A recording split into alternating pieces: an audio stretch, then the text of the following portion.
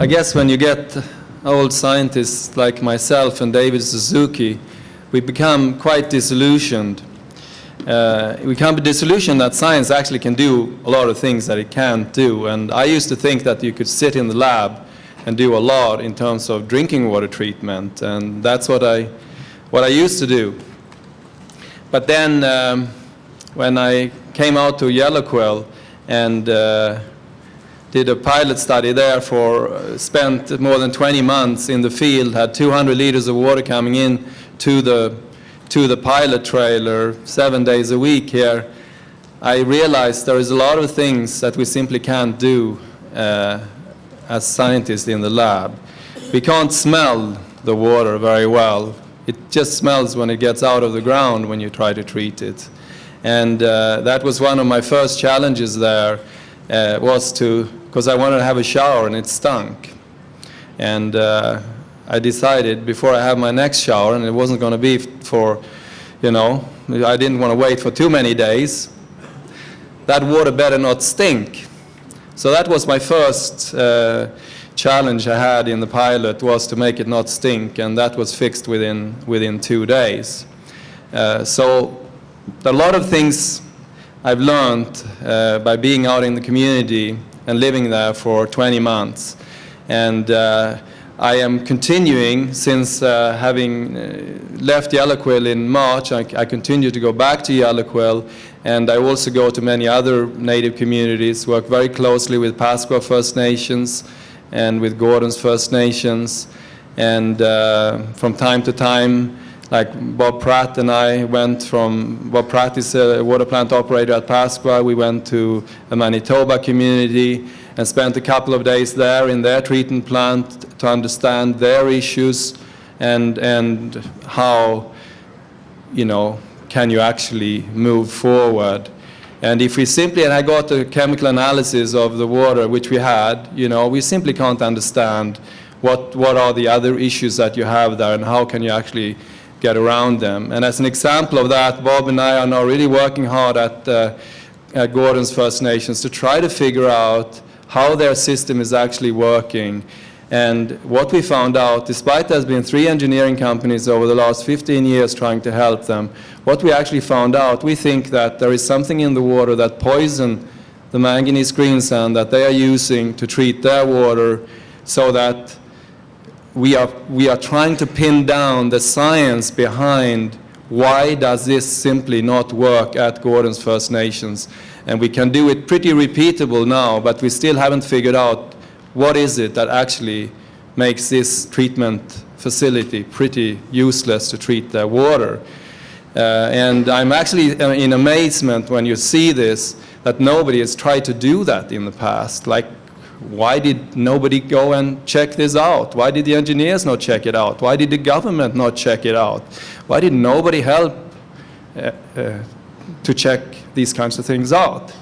Well, I think it is that we believe that everything is really just fine. And 2 days after Walkathon broke out, I found myself in the CBC chair there and on a debate on the CBC, the National, with Dr. Peter Huck. Peter Huck is one of the foremost water scientists in Canada. He's a chair in water treatment in University of Waterloo. And in that debate, I argued that we had fundamental problems in rural Canada that were not addressed with the water treatment equipment we were using there. We were using tea strainers where we needed at least coffee filters. And Peter's comment was, Walkathon was just an aberration. Well, after the TV thing, I had to go and look up in the dictionary what an aberration was, because, my original language isn't English. And I found, this is something highly unusual, that something out of the blue, or like a blue moon or something like that. Now, after Walkathon, you have seen the thousands of boiled water advisories that happen across the country. This simply was not an aberration. But I really think that the engineering community has to wake up a little bit and study their systems a little bit closer. And A year ago, I was standing in front of 180 people, and 160 of them were engineers. Now, that's pretty intimidating. I wasn't a native fellow in the crowd, and I was living out in native country at that time too, so I feel a lot more comfortable standing here today. But my question to them is the same question to you. What is your number one priority in your work? And I asked them that, and I said, if it isn't your number one priority, you better change it and make it. And that is the protection of public health. That is the one goal that we are all having to strive at. And if you design a water plant or a sewage treatment plant, and you cannot answer truthfully that you have protected public health to the best of your ability, to the best of your due diligence from what you know, then I think you failed to do your job. And I really, and what I'm going to do today in my presentation is I'm going to try to make you aware of what the science needs, or what they are, what the problems are, and where we need to move in the future, because we need scientific solutions. We don't need political solutions. So this is going to be a reasonably fast-paced, because I have a lot of slides, but I want to convey a lot of information. You have it in your binders, so you know you can go back to it later and so forth. So I'm going to try to battle the odds of producing safe drinking water. And why do we need to treat drinking water? We have particles in the water. They're all natural, or a lot of them are natural. We have dissolved organics, again natural. We have inorganic components, again, many of them natural. We do have some man-made components, and that's making headlines now, pharmaceuticals, hormones, and you name it, pesticides. But for the average rural water user, we have much bigger problems than that out there that we have to resolve. Now, while I agree that we need really healthy catchments, we need all of that, but I would not use Vancouver as an example of a good system to deal with their water. They have all kinds of gastroenteritis when the turbidity levels rises in the water. And we were in a meeting there a while back, and we saw the change actually in turbidity in the water between the breakfast meeting and the lunch. So neither Ian Wright or I drank the water there. So, and the reason for that is, like, we can protect the water as much as we would like to, I guess, but there is still problems out there that has been very well defined now. And I want to just take this, think about this. If you have an illness, a viral illness, you can produce 1 billion viruses per day. Now, the effective dose can be as low as 1, but typically, and many of them are lower than 10.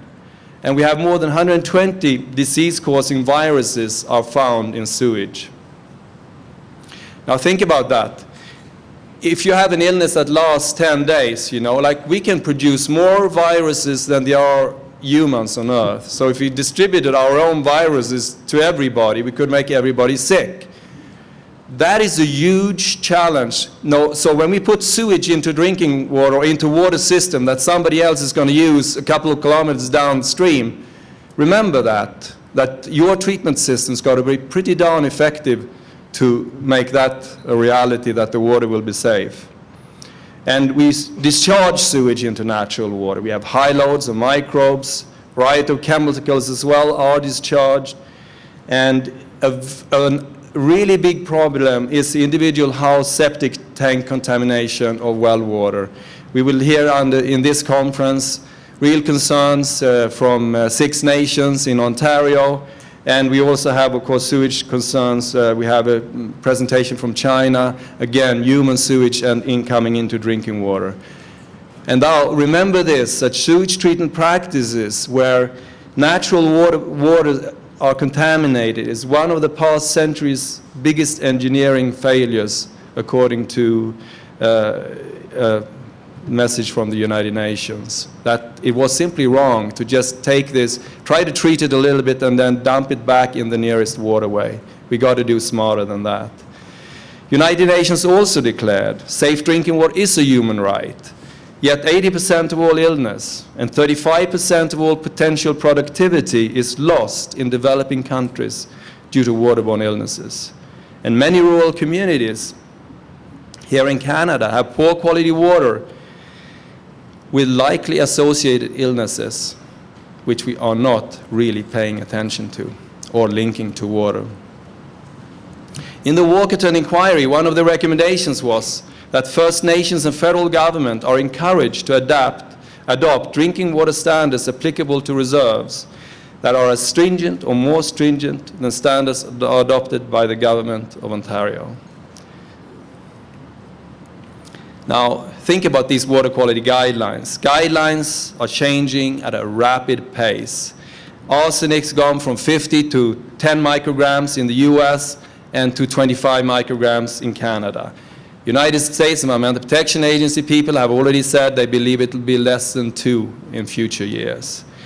Trimethanes have gone from 350 micrograms in Canada per liter to 100, to 80 in the US, and the WHO sits at 30 for chloroform, which is the main trihalometane. And who's next? Now, guidelines versus standards. Guidelines are used in Canada while other developed countries have regulations, which are legally enforceable drinking water standards. Now, Canada we have traffic regulations. Think about it. Should we have traffic guidelines? Now, some provinces are coming online and have water regulations. Better regulations will likely also enforce better treatment practices. If you look at the drinking water quality standards, current drinking water quality standards aimed at water obtained from relatively uncontaminated sources and thus cannot be relied on as a sole standard of safety. That's the United States National Research Council, and the United States has more stringent regulations than Canada, and they still believe they're not good enough. So the big issue, question I'd hoped come up out of Walkerton and North Balfour and everything else is, do we use removal or do we use inactivation in water treatment? And that goes for particles, that goes really mainly for particles, for the microbes.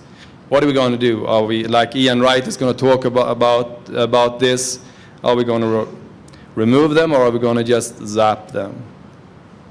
Very little discussion so far on that issue. We also need to remove some inorganic ions that are concerned in water treatment. And we have dissolved organics that we also need to think about. And I would consider removing rather than doing anything else with them. Now, then we got to say, which processes do we have to produce safe drinking water? There is little knowledge exists of performance of different processes in the rural areas, which I find absolutely amazing.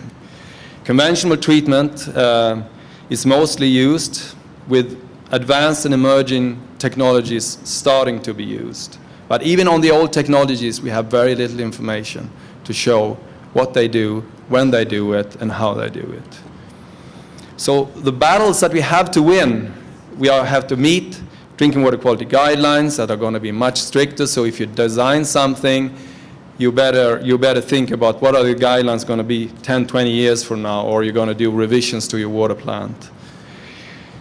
And you also got to think about removing compounds that are not in the guidelines, because we are about producing safe drinking water. We are not just about meeting some government regulation. And we also like to produce healthy water, if that is at all possible. If you now look at the Canadian guidelines, we have 53 health-based, 17 aesthetic, and 8 health and aesthetic. We look at the US Environmental Protection Agency, they got even more stuff, and they are regulating them under the Enhanced Surface Water Treatment Rule and the Groundwater Rule. And they all deal with the same type of thing, though. They deal with some things that are aesthetic, and they deal with other things that are health. So, very much similar to what they deal with. It's just a degree how they deal with it. Now, but if we then look at the rural Canada and native reservations, what we frequently find is that we use a very limited set of guidelines to decide. And for rural water users, individual rural water users, Saskatchewan Health did an estimate a couple of years ago. more than 90% of all the samples that were sent in were only tested for coliforms and nitrates. You know, in a rural water treatment plant, they add chlorine, so it's just a very limited subset that we frequently use to decide whether the water is safe or not. But if you then look at what happens with waterborne illnesses, and again, we got to go to the US because they got much better data. 2/3 of waterborne disease outbreaks in the US during the past decade have tested negative for coliforms. So we are using indicators that are pretty much difficult to use to be assured. Very bad odds if you were playing a lottery or something anyways. Well, maybe good odds if you're playing a lottery. Then we have viral contamination and parasites in chlorinated water. We will frequently test negative for coliforms. So we got to look at the much bigger picture. What is we doing here? How can we use the indicators to be able to tell us something reasonable? And the other issue that is a big problem when it comes to how you run your plant and what you do in your distribution system, like treating the water is only one thing, and then when it gets into the distribution system, it's a totally different thing. We got to also take care of the water, make sure that we don't have problems there. And we're dealing about fouling material, and we'll have several presentations in this conference about biological fouling, and it's basically nutrients for microbes. There's material they can use for energy, microbes can use for energy or for nutrients. And they're typically dissolved in particulate inorganic and organic compounds. And what do fouling material cause? They cause growth of bacteria and the formation of biofilms. So if you cut a thing apart, you will see slime layers inside. The generation of slime layers where dissolved in particular organic and inorganic material can be deposited. And it can be serious in your supply well, in the treatment plant, in your distribution system, and in your in-house plumbing. That was one of the big challenges at Yellow Quill. Once we produced an extremely good quality water, bottled water quality, we had to spend a lot of time cleaning out the old system, cleaning out the old distribution system. So it basically took from December to March until that part of the equation was solved and the boiled water advisory could be lifted. Had nothing to do with producing really good water already early December. But here you can see how a distribution system could look like inside if you have a lot of fouling material, a lot of microbial growth inside the pipeline. And it doesn't matter if you have free chlorine residuals in something like this, the bugs that are inside these biofilms will be totally protected. And the other challenge is if you have a membrane and you get bugs in your membrane, you have loss of productivity, decreased membrane life, increased maintenance and cleaning. And at Gordon's First Nations, they've had 3 new sets of membranes in 3 years. It's extremely costly and extremely frustrating for the operator to have to deal with these challenges every day. And with Gordon's, we had a couple of summer students that we put on that task to look at the problem. We even identified the bacteria to a genus, it's a Pseudomonas genus, which is producing large amount of jello around the cells. So what happens is that you can think about buying jello in the store, put it in a glass, and it'll be sitting at the bottom of your glass, and that's the bacteria. Then you pour water in it, and all of a sudden you got jello. That's what you have. That's what we had at Gordon's in their membranes. So when you try to push water through a membrane and meets this gel, it simply doesn't, you can't get the water through there, and it's virtually impossible to clean it out. What happens if you kill the bacteria in the membrane now, and all of a sudden you have cell walls that are sitting there, so now you have a greater surface area, and you can have even more microbial attachment places for them to be. And the pre-treatment used at Gordon, manganese green sun filtration, makes the problem worse. Put new membranes at Gordon's in the end of July. They already started to foul 3 weeks after they put them in, so a real challenge. Once you got bugs in somewhere, it's very difficult to get them out. Here you can just see how we took that membrane, and looks a little bit ugly on the outside, and then you cut it up, and fold this whole thing down into the core. In the distribution system, I show you that other picture. It's lime layers providing safe havens for microbes and loss of chlorine residuals, increased particle loads. And one other thing that we need to worry about in these pipelines is opportunistic pathogens like Mycobacterium. And we even determined Mycobacterium avium complex in the membranes at Gordon's. So these are very difficult bugs to kill with chlorine. So then, the drinking water sources that we use, they carry different levels of components affecting health, aesthetics, which are dealt with in the guidelines, but you have to add this additional component of fouling material because you have to deal with the distribution system. So in the city source waters, we have less of everything. That's why Vancouver can still get away with doing very little, or almost get away with doing very little. But if you look at rural source waters, you know, they are not looking so pretty. In fact, here you have, taken at the same day, on the left is yellow quill source water for their old plant.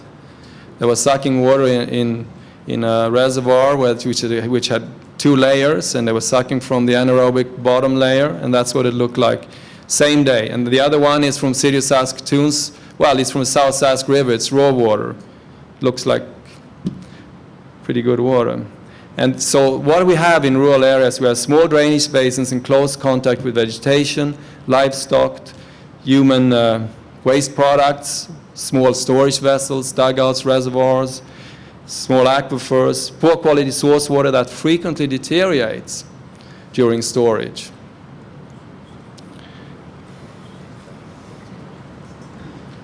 And here is Yellowquill's old water source.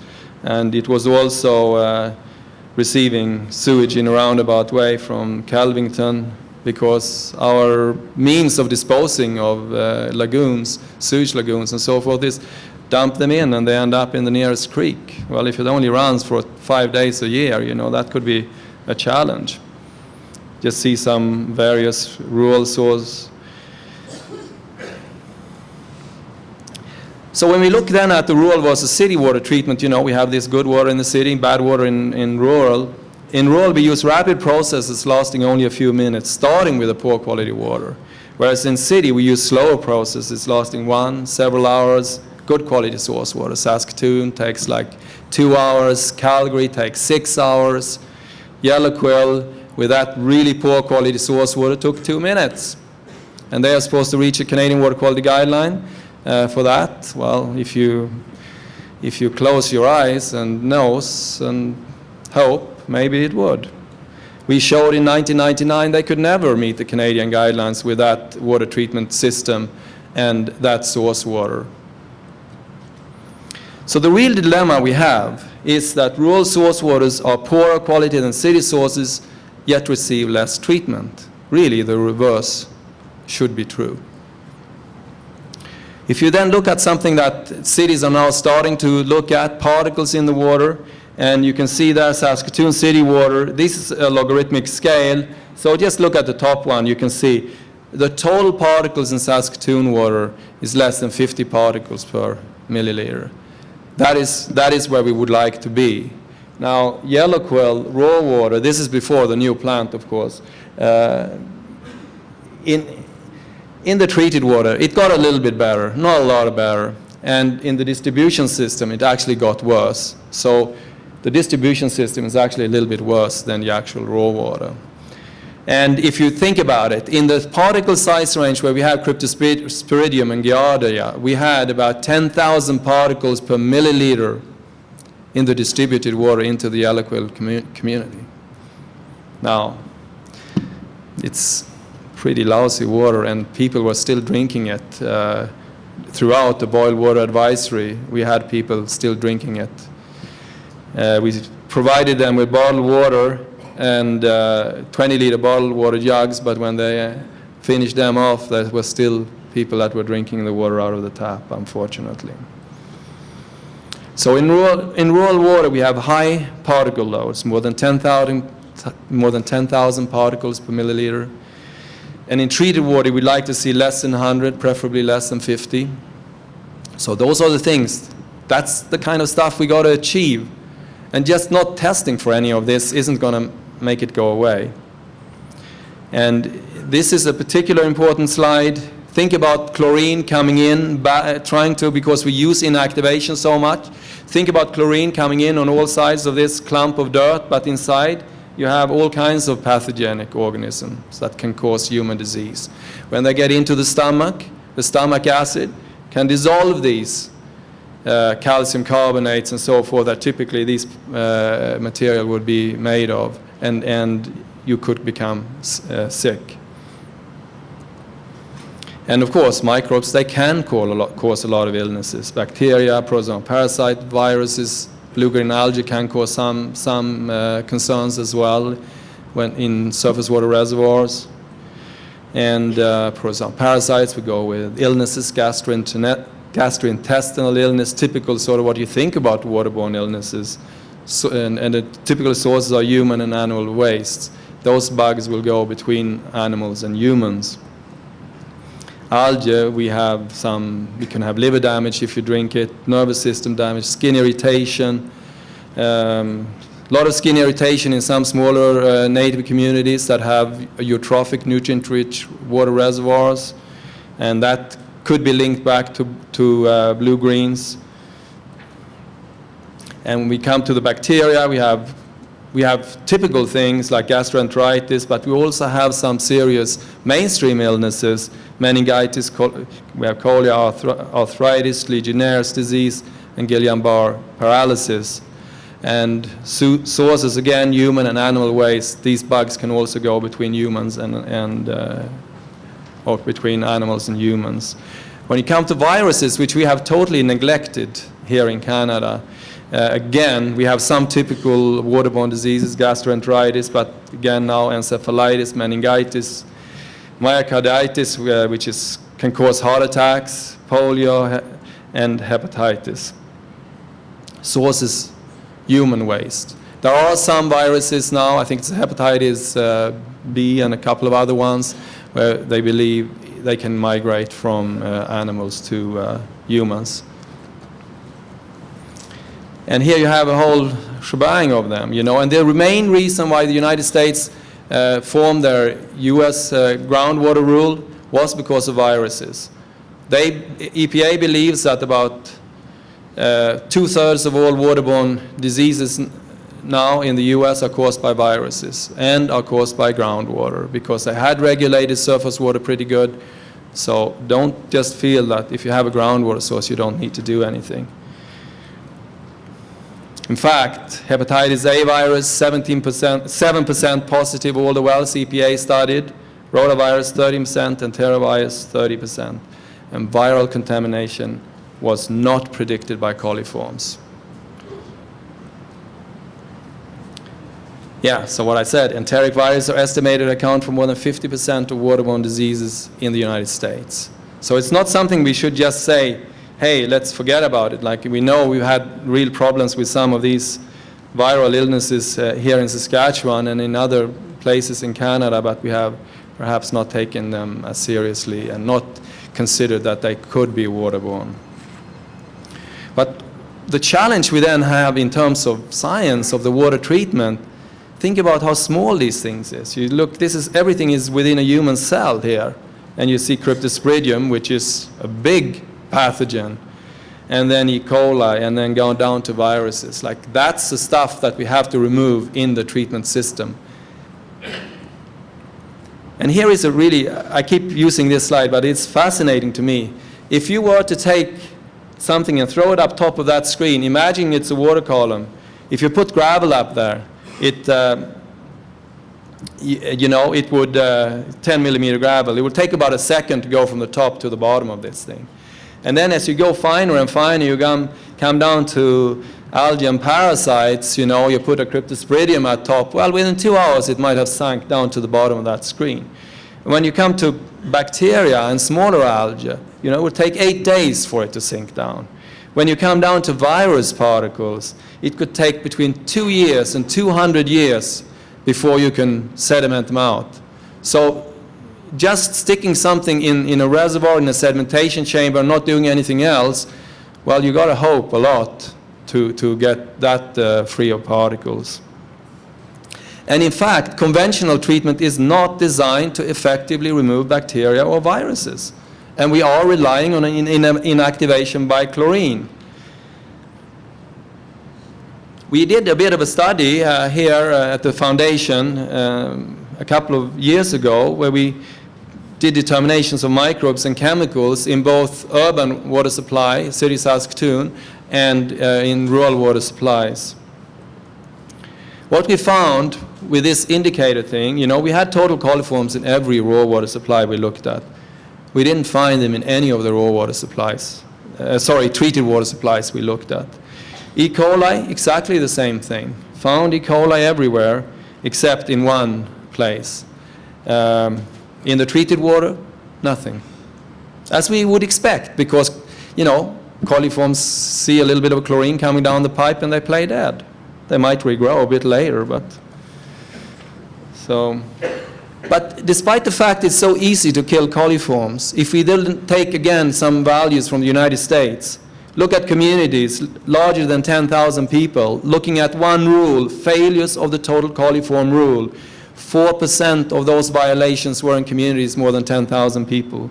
If you look at communities less than 10,000 people, 96% of the violations. So when it comes to human illness from water, and when it comes to water treatment problems and everything else, you can forget about communities that are bigger than 10,000 people, because you're not going to have those issues there. You have to look at rural people. You have to look at small communities. That's where the epicenter of problems are.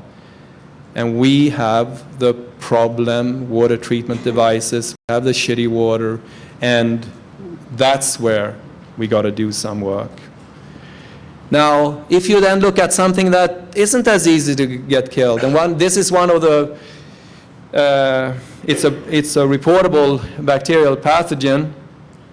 Now what we find, we didn't find any in the urban water supply, in the treated water, but we found them in several of the rural water supplies in the treated water, Campylobacter. It was also found during the Walkerton outbreak. There were cases of Campylobacteriosis. It can, a form of this can give rise to the Guillain-Barré syndrome, which is paralysis. Now then we look at these conventional treatment plants that we checked the raw water, we checked the treated water. What we found, there is between 87% to 99% removal of viruses. This is total viruses, not a specific pathogenic virus, but total viruses. But they all are in the same size range, so we can, if we can assume as percentages goes, if you have pathogenic ones there, they would be similar.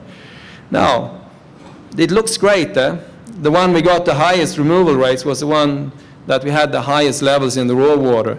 But we had 1.4 billion viruses per milliliter of water. That's a lot of water. That's a lot of viruses. So even 99% removal doesn't mean that you have a viral-free water when you drink it. If you look at bacteria, it was the same type of thing. We didn't have quite as many bacteria there, but we had up to 34 million viruses per milliliter. And in fact, that community was the poorest in removing the bacteria. 73, the last community that took the viruses out better, they had only a 73% removal of bacteria. So the only message I want to give you with this is conventional treatment is simply not designed to remove viruses and bacteria. And they never really claimed they were able to do it either. And if you then look at who's going to be affected if you have poor quality water, you have the infants, you have the elderly, you have anybody that's immunocompromised coming out from an operation full of antibiotics. They are about 10 to 100 times more sensitive than the general population. We took some data of reportable illnesses that are available from the provinces and Health Canada and so forth, and that can be potentially waterborne: Campylobacteriosis, giardiasis, hepatitis A, shigellosis.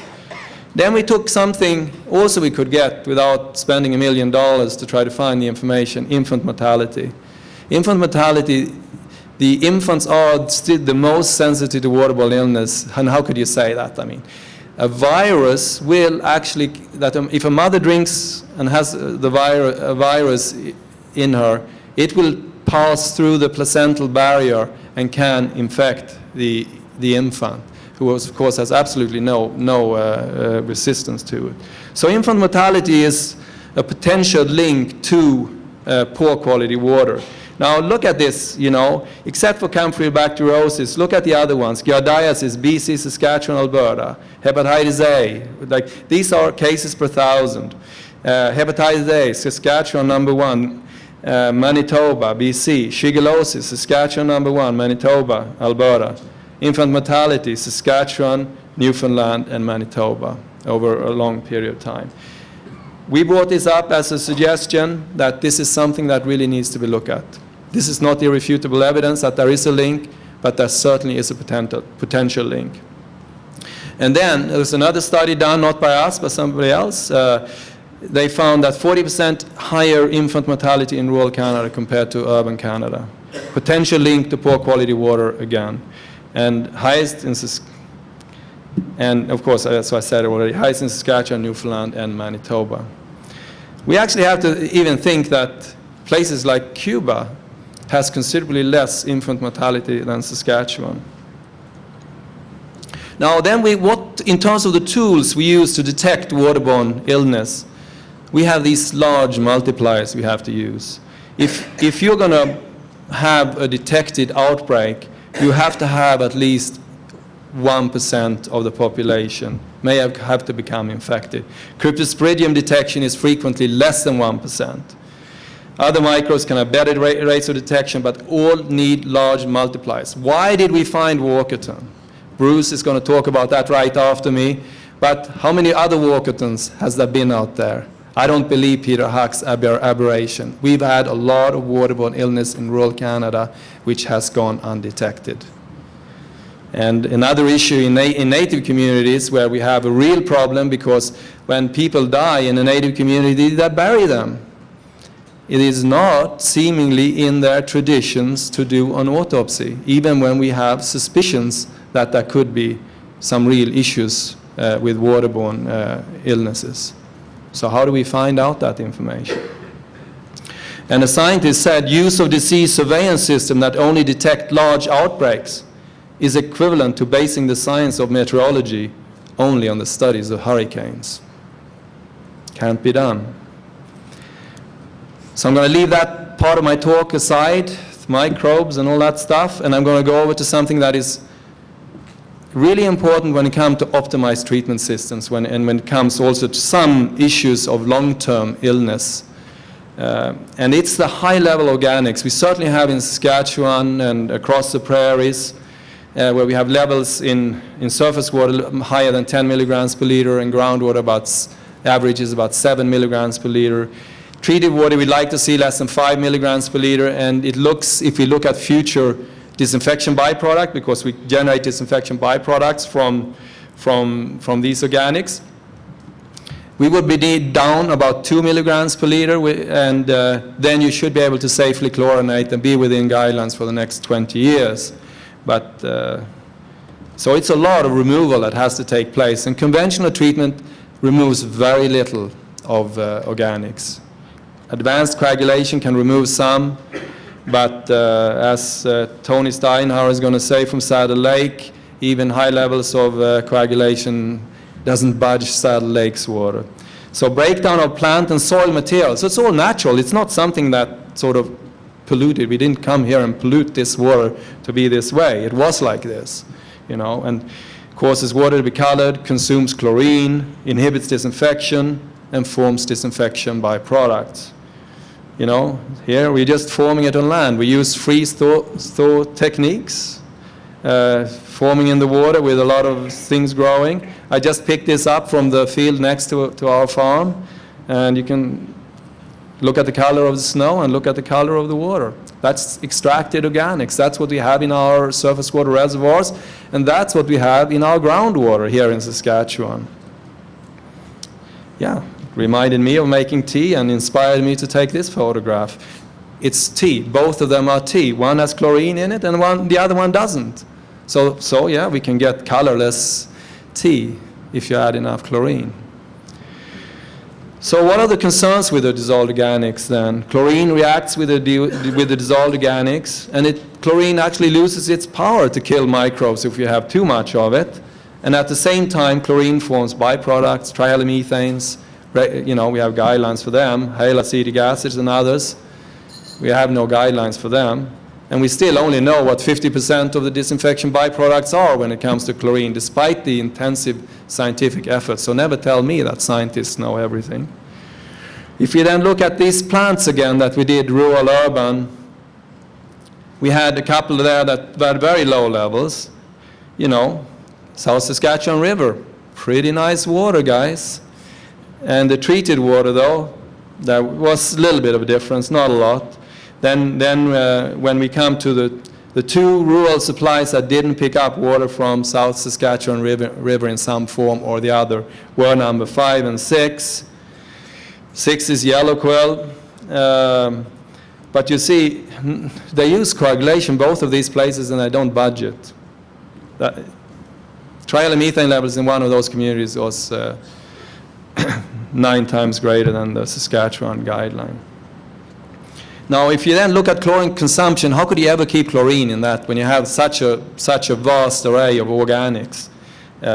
Look again, over a 24-hour period, you consumed about 2 milligrams of chlorine. That's what we could expect in the distribution system, leave it in 24 hours. 6 days was greater, but in the rural community there, between 9 and 11 milligrams in a 24-hour period. So how can you maintain chlorine residuals in the distribution systems if you have that kind of water? You only can do it by not going and measuring anything. And the trihalomethane formation, sky high in the 2 reservoirs that we looked at, way above the guideline. And from the South Sask River, yeah, you could be within the guideline. And if you look at chlorine consumption and trihalomethane formation, of course, they go hand in hand, so you don't really need to look at this. They all follow the same pattern. You got a lot of DOC, and you will have a higher level of trihalomethanes. In fact, I'm not going to steal Tony's clout here, but inside the lake, they have dissolved organic carbon in the treated water at 16 milligrams per liter. Treatment is not able to remove the dissolved organics. Chlorine residuals at the plant are large, and residuals cannot be maintained throughout the distribution system. This is what we got to remember. Disinfection is only effective when applied to good quality water. It doesn't matter if you got a chlorine residual and you got poor quality water. It's not safe. There are some other smaller, well, in some cases, certainly if it's your individual community, it's not a smaller issue, but issues that are not as prevalent as the ones I've just talked about. We have iron, manganese, ammonium, arsenic, fluoride, and sulfate problems in many communities. There is some with nitrate contamination, and most are difficult to remove with conventional means. If you just look a little bit on arsenic 3+, is present in groundwaters that have very little oxygen in it.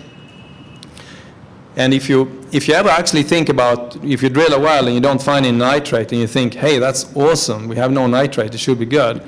The other thing you got to look at is if you have any oxygen there. If you don't have any oxygen there, it doesn't matter how much nitrate contamination you've had in your well, because it all be transformed into ammonium, so it'll be there as ammonium.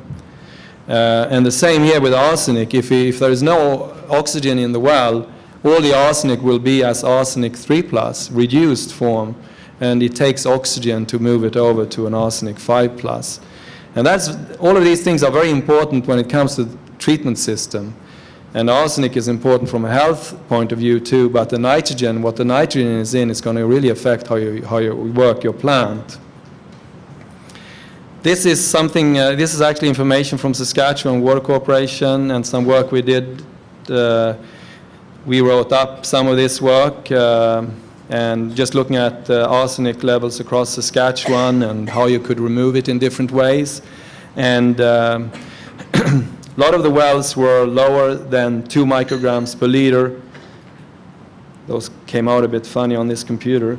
But there are certainly other ones too. If you look at the 10 to 25, and also thinking that we're going to go a lot lower than 10 even, there are certainly issues in Saskatchewan too with arsenic.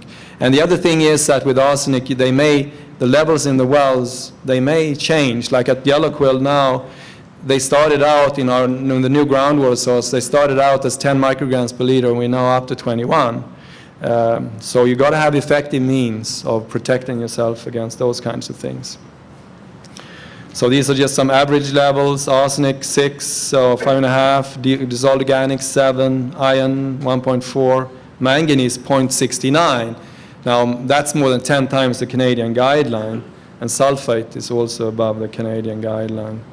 So to summarize what we need to do, we need to remove particles, including microbes. We need to remove dissolved organics. We need to remove inorganic ions, iron, manganese, arsenic, ammonium, and sulfates.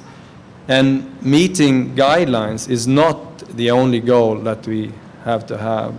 We have to think about a combined treatment to produce water with less than 2 milligrams of dissolved organics, low levels of problem inorganic compounds, total dissolved solids less than 500 milligrams per liter, certainly in native country, because it's a federal jurisdiction, even if the Saskatchewan allows 1,500.